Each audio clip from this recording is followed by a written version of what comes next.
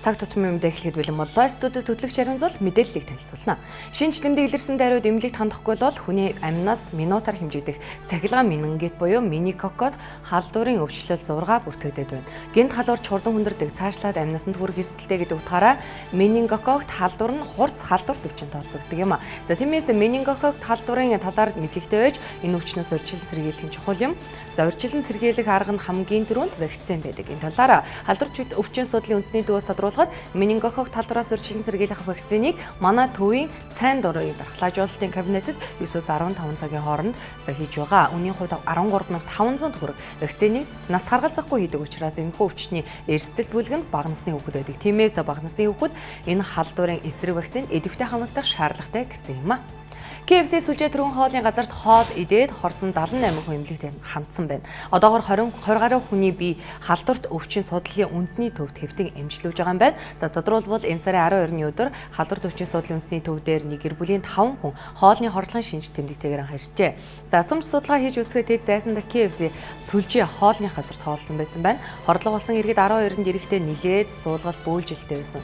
Мөн хордлогод орсон 10 гаруй хүн зөвлөгөө аван гэрээр өрхийн хэмжээ хяналтанд байгаа.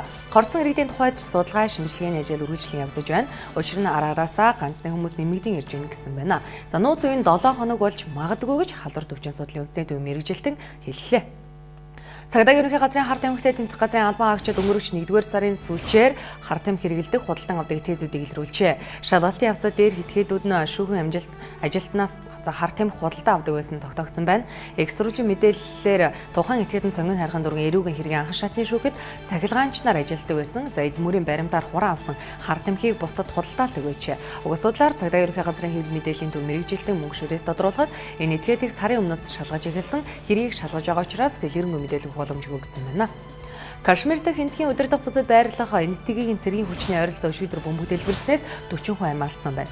Цагдаа нарын мэдээлж байгаагаар тесрэг бөмбөг тээвэрлэж явсан машин Кашмирын нийслэл Шринагар хот руу цэргүүд зөөж байсан автобусыг мөргөнсөн байна. За нийт 70 автобус 2500 гаруй цэрэг тээвэрлэж явсан бол мөргсөн машин 300-аас 350 кг тесрэг бөмбөг авч явжээ.